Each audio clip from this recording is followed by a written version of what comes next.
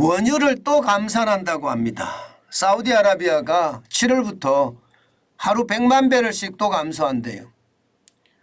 지금까지 말입니다. 이 오펙 플러스라고 하는 석유 수출국 기구에서 감산을 여러 차례 해왔거든요. 보시는 것처럼 작년 11월에는 200만 배럴 하루에 200만 배럴씩 감산을 했고요. 5월에도 116만 배를 감산을 했습니다. 7월에 다시 100만 배럴을 또 감산을 한다고 합니다. 이것을 보면 참 국가 간에도 탐욕이라는 게 어느 정도인가 여러분들도 느껴지시는 거죠.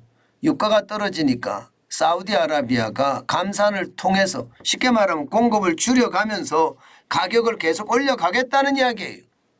가격을. 이런 것을 보면 빨리 원자력 발전소를 많이 지어야 돼요. 원자력 발전소를 많이 짓고 나면 이런 일 없어지거든요. 이런 일 없어집니다. 계속해서 말입니다. 사우디아라비아에 전 세계가 굴복하는 그런 사태 말입니다. 없어질 거예요. 만약에 100만 배를 또 감산하겠죠. 물론 이제 오펙 플러스 이 회담에서 전체가 다 합의한 것은 아닙니다. 그렇기 때문에 사우디아라비아만 추가로 감산하는 것으로 보이기는 하는데요. 그렇게 되면 여러분 물가는 올라갈 수밖에 없는 게 현실이 될 겁니다. 실제로 말입니다.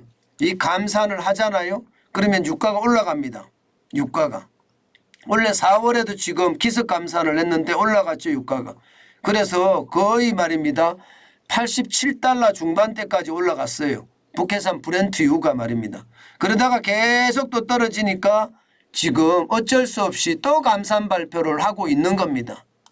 그렇지만 너무 두려워할 일은 아닌 것 같아요.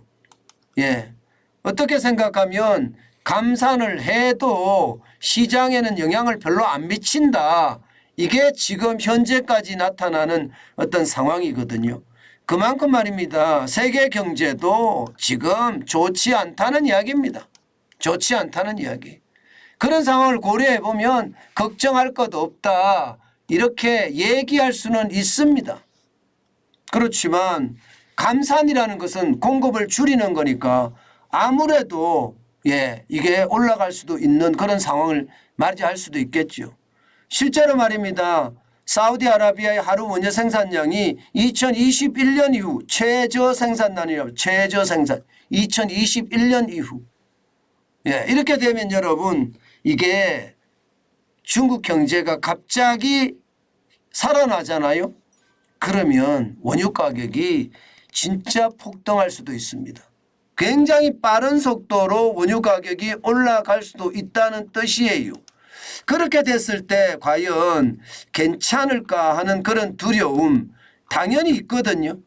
당연히 있습니다. 이게 여러분 어떻게 생각하면 이게 중국의 어떤 지금 현재까지는 그런 기미는 보이지 않습니다. 지금 현재까지는 그런 기미가 보이지 않지만 이게 안 보일 수가 없거든요. 안 보일 수가. 왜냐하면 어떤 식이든 중국도 부양책을 써서 좋아지려고 노력할 거 아니에요. 거기에 따르는 충격파가 당연히 있을 거라고 예상을 하죠. 그렇게 되면 물가에 자극을 줄 수밖에 없습니다. 지금은 5월 기준으로 소비자 물가가 3.3%, 최고치가 6.3%에 비하면 많이 떨어졌습니다. 그렇지만 여러분 그런 물가는 지금 안 떨어지고 있거든요. 그런 물가는 지금 올 1월에 5.0% 기록한 이후로도 지금 별로 안 떨어졌습니다. 4.3%입니다. 어떻게 따지면 소비자 물가 3.3%보다 근원 물가 4.3%가 더 높습니다. 이게 말입니다.